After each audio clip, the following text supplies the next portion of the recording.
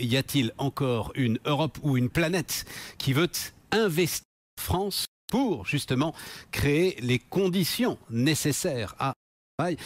Ce sont des questions qu'il va bien falloir se poser à un moment ou à un autre, hein, et peut-être se les poser justement au moment de la publication à nouveau ce soir des chiffres du chômage, parce que quand on agrège les chiffres qui sont tombés depuis...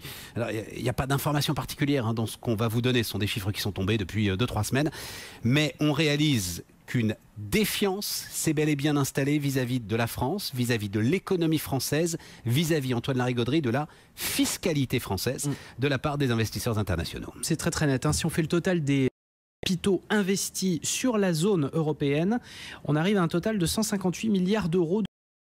On va dans le détail.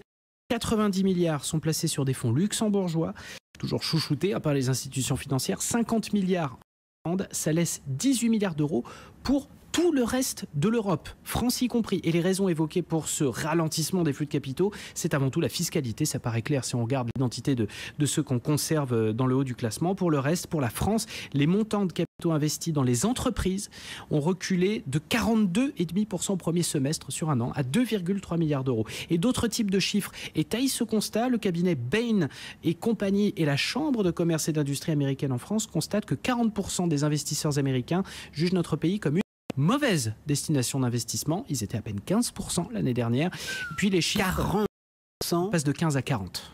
Sur un an. Sur un an.